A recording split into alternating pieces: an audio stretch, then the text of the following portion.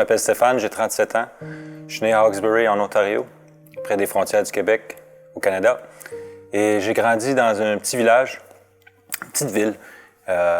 J'ai grandi avec une famille quand même bien. J'ai jamais rien manqué. Mon père était catholique, ma mère était chrétienne, à la recherche de Jésus-Christ, à la recherche de Dieu dans les années 70. Puis j'ai grandi dans cette église-là. Puis ce que j'ai connu de Dieu était le Dieu de la Bible, mais pas de relation. C'était vraiment de l'enseignement, c'était vraiment des histoires. Fait que pour moi, Dieu, c'était une histoire. Ça allait exister, mais c'était pas accessible pour moi. Puis c'était pas personnel à moi. Fait qu'en grandissant, jeune garçon, j'étais dans les sports, j'étais sportif, j'aimais les sports, puis je me donnais à fond. Et ma vie, c'était ça. C'était les sports, le hockey. Et un jour, ma mère, quand elle a accouché de ma petite sœur, j'ai une petite sœur de 10 ans de moins que moi, puis lorsqu'elle a accouché de elle est tombée dans le coma. Et pendant presque une année, j'ai pas eu de mère et mon père travaillait beaucoup. Fait que j'ai été comme délaissé à moi-même. Puis ça a fait un gros impact dans ma vie. Et en tant que jeune garçon, à l'école, j'avais comme deux personnalités parce que j'étais celui qui allait à l'église, j'étais celui qui était apprécié de ses amis et j'étais comme pris en deux mondes. Puis j'avais honte de Dieu parce que c'était pas accepté, c'était pas à la mode à l'école. Fait que j'avais comme deux Stéphane, deux personnalités différentes. Alors j'ai grandi là-dedans et lorsque j'ai arrivé au secondaire, à l'âge de 14 ans, je cherchais vraiment le vide que ça m'a donné. Parce que lorsque j'ai perdu ma mère cette année-là, pendant ces 10 mois-là, ça m'a créé un gros vide et j'ai été vraiment blessé. Et j'ai cherché ça au secondaire, j'ai cherché ça dans les filles, dans les petits amis. Et j'ai donné mon cœur à une fille à 14 ans, puis ça m'a complètement bouleversé. Et lorsque, tu sais, la parole dit de garder son cœur plus que tout. Et je l'ai donné et ce que ça l'a créé en moi lorsque ça a été terminé, cette relation-là, ça m'a complètement bouleversé, complètement mis une graine de rébellion. Et cette rébellion-là est le fruit d'un temps quand même que j'ai nourri jeune, dès l'âge de 8 ans, tu sais. Lorsque tes parents disent quelque chose, il y avait une rébellion que je voulais désobéir, je voulais mentir et j'ai commencé ça. Et lorsque j'étais pris avec ça, cette graine de rébellion-là au secondaire, après cette relation-là, j'ai décidé que plus jamais, il n'y a personne qui va me faire mal, il n'y a aucune fille qui va me faire mal. Et vraiment, une question de choix, puis une question de rébellion m'a amené à faire des mauvais choix, m'a amené à vouloir prouver des choses que j'étais pas.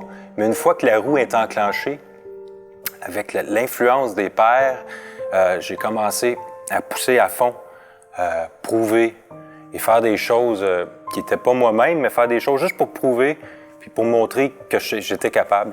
Ce qui m'a amené à plusieurs dans la débauche totale. Je me suis perdu parce que j'avais un vide.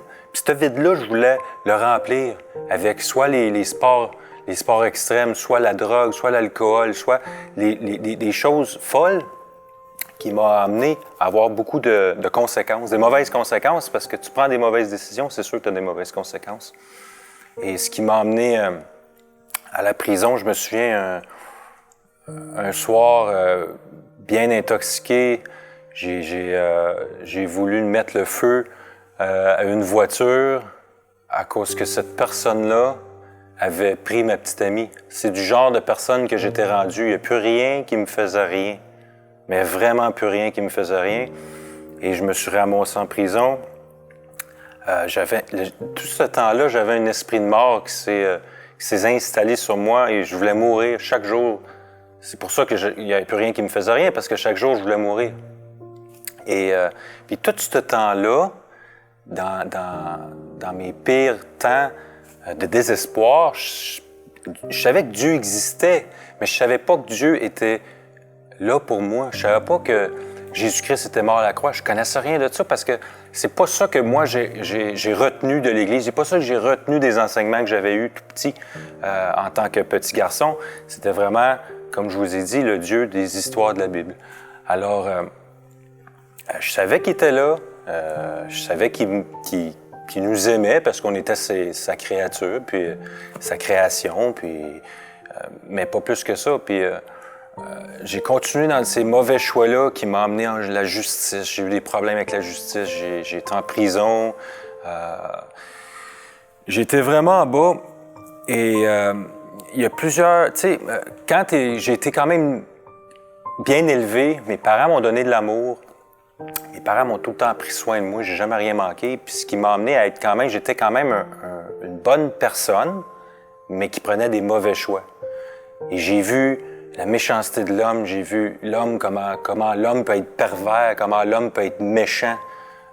J'ai vu des choses qui m'ont comme traumatisé, puis qu'il y a des soirs qui me disaient « Mais c'est pas ça la vie, puis ça se peut pas que moi je suis rendu là. » Mais j'étais tellement pris comme dans de la vase, pris, que je voyais pas comment revenir.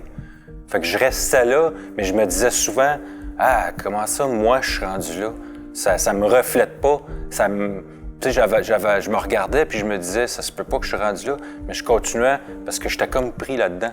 Et dans les mauvais choix, l'ennemi m'a donné... J'ai eu la gloire dans des choses en faisant du mal, en vendant de la drogue. J'ai eu de l'argent, vous comprenez? Tu as la gloire qui vient avec. Mais tôt ou tard, il va falloir payer pour ça. Puis c'est comme ça que l'ennemi marche. Il va te donner, mais après ça, il va falloir que tu payes. Puis j'ai payé par des surdoses. J'ai payé parce que j'ai perdu plein de choses. J'ai perdu des gens que j'aimais.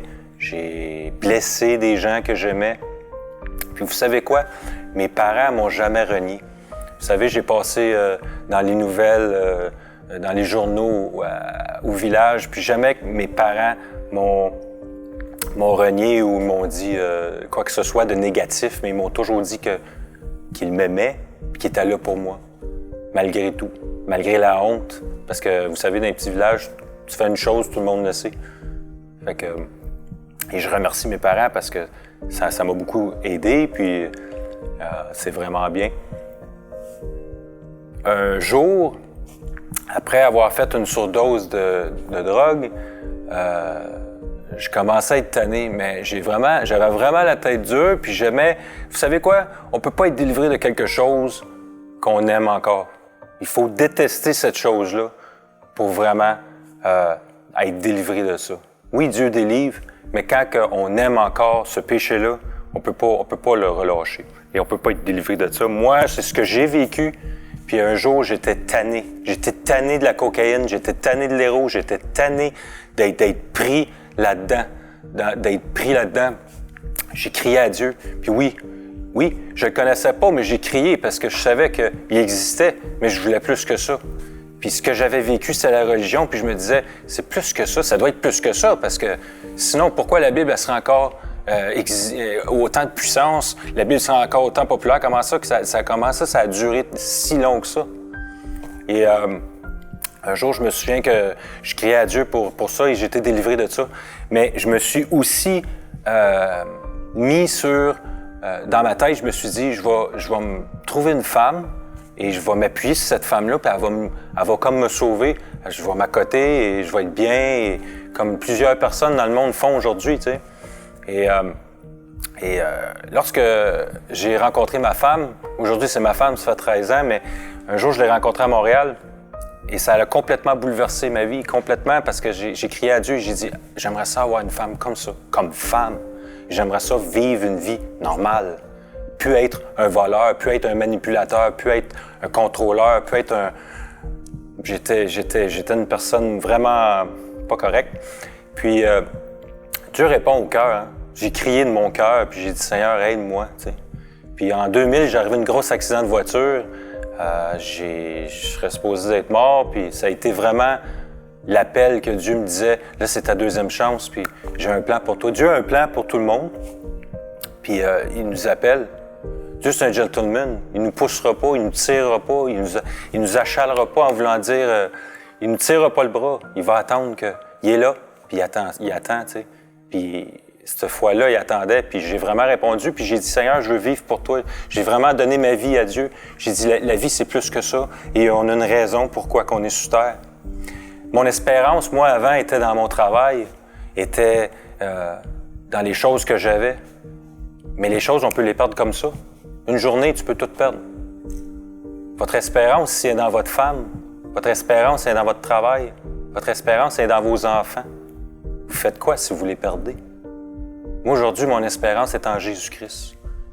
Et lorsque j'ai réalisé comment Jésus-Christ m'aimait, lorsque j'ai réalisé qu'il a marché le chemin jusqu'à la croix, qui est mort pour mes péchés, qui est mort pour moi, j'ai réalisé son amour qu'il avait pour moi, ça a totalement changé ma vie. Totalement changé ma perception de comment voir les choses, de comment voir la vie. Puis je sais que Dieu a un plan pour moi, il a un plan pour ma vie. Puis le désir de mon cœur aujourd'hui, c'est d'y répondre. Je veux plus passer à côté des choses que Dieu a pour moi. Trop longtemps, j'ai décidé de prendre un chemin à côté. Trop longtemps, j'ai pris le chemin qu'il y avait à côté. Puis j'ai roulé sur ce chemin-là et j'ai fait des détours et des détours. Je ne veux plus en faire de détours. Je vous appelle vraiment à réfléchir où est-ce que vous êtes dans votre vie aujourd'hui. Qu'est-ce que vous vivez aujourd'hui, les choses que vous n'aimez pas dans votre vie. Vous savez, Jésus-Christ est mort à la croix pour nous. Il est mort à la croix pour vous. Et peu importe ce que vous avez fait, peu importe. Le pardon de Jésus-Christ est beaucoup plus grand que ça.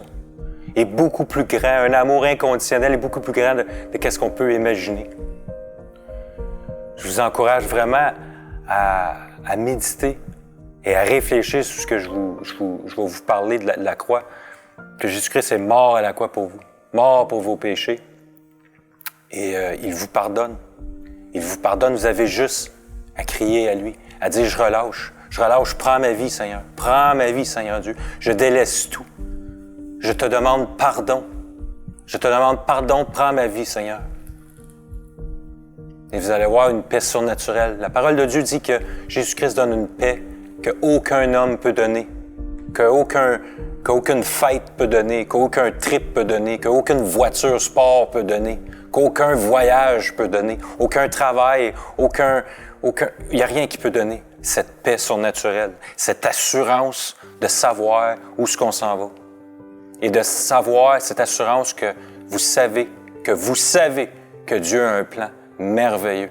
La parole dit que Dieu a un plan de bonheur et non de malheur pour nos vies. C'est toute une réjouissance.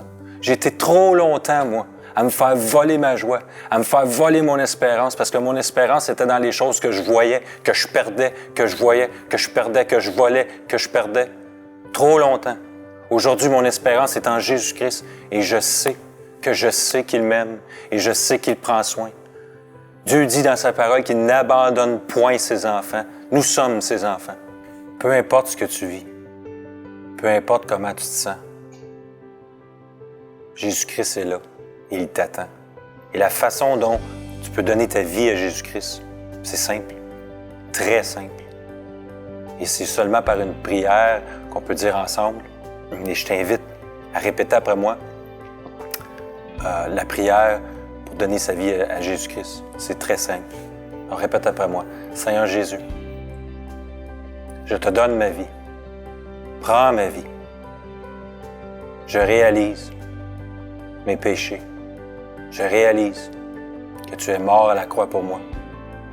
Merci pour cette croix. Merci pour le sang qui couvre et qui lave mes péchés. Merci, Seigneur. Prends ma vie. Je te la donne. Je te la donne, Seigneur. Fais-en un chef-d'œuvre. Merci. Merci. Au nom de Jésus. Au nom de Jésus-Christ. Amen.